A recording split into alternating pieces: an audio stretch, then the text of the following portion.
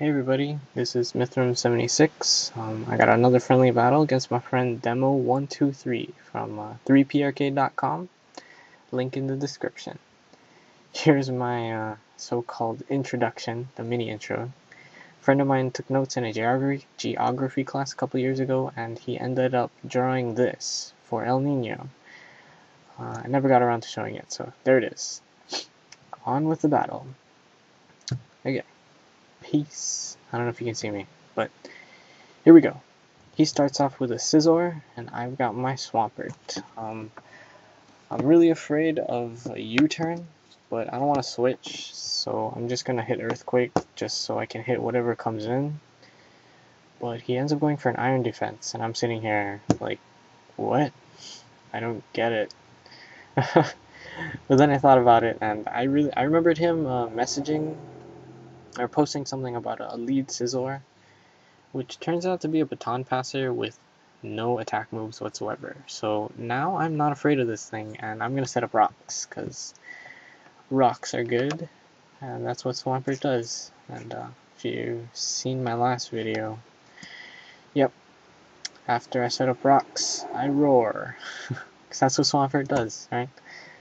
So in comes this thing, and I'm afraid of it because water moves totally stroked my team last time. So I switch out to the only thing I can think of to counter this, which is a Toxistaller by Warberdam, which works out great because he used Grass Knot, and if I had stayed in, my Swampert would have taken a bunch of damage. Right here, I could only think of Toxic, but it probably would have been better if I used Substitute. I wouldn't have taken this much damage in one turn.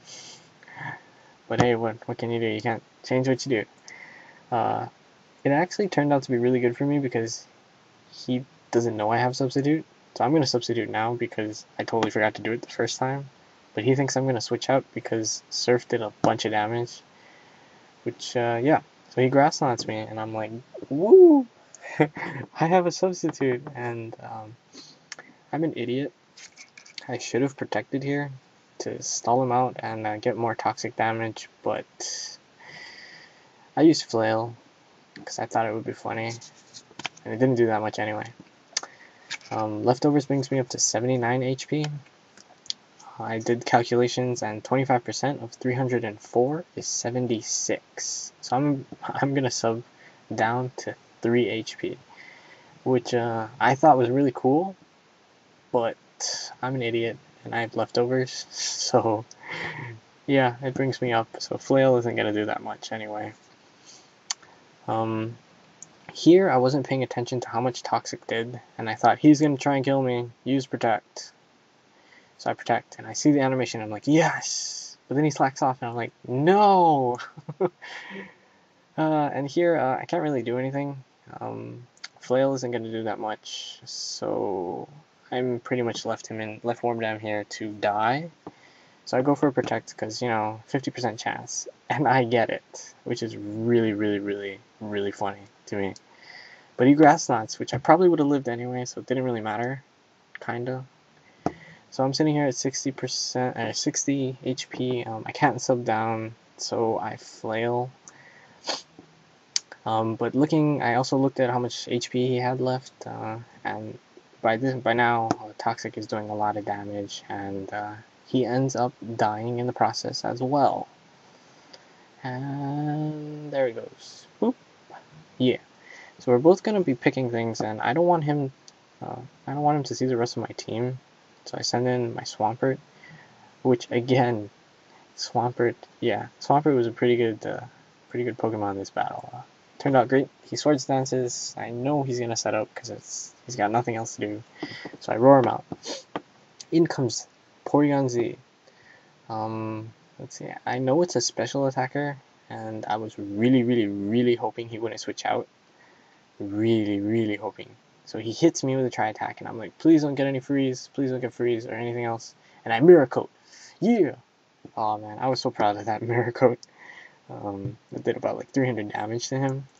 And I look here, and he's pretty low. And I thought it would be a good idea to roar him out, because then the next time he would come in, he would be dead. But he switches out. to a Gyarados, which is nice to know he has, because I ended up roaring him out. So, and back into his Porygon Z also, which is really cool for me. So now I know he has a Gyarados. He's going to take extra damage from Stealth Rocks when he comes back in. And I killed his Porygon Z, all in one turn, which is great. He brings in an Absol. I'm really afraid of it setting up, but he knows Aurora is coming, so he's going to hit me. Yep. Night Slash. Ouch, that did a lot of damage. But I roar him out. He brings in an Umbreon, or I roar in an Umbreon. And I don't really have anything to take this Umbreon, so yeah. But I know that Umbreons are pretty passive, so I send in my Gliscor, whatever. I'm gonna say Bubbles. I bring in Bubbles because Bubbles sets up, but he yawns, and I'm like, dang it! Now I have to switch out. But I wonder, does Baton Pass the yawn to whatever you want? And there are two different things I was thinking about Baton passing to: my Quagsire, which has Rest Sleep Talk, or my Swampert, because he brought in his Scizor. I ended up going to my Swampert because I really don't want him to set up. And I feel really, really bad for roaring him out again. And yeah, so he uses Agility. I roar him out. I say, sorry, dude. Where is it? There it is. Sorry, dude. Bring back the Absol. I know it wants to hit me.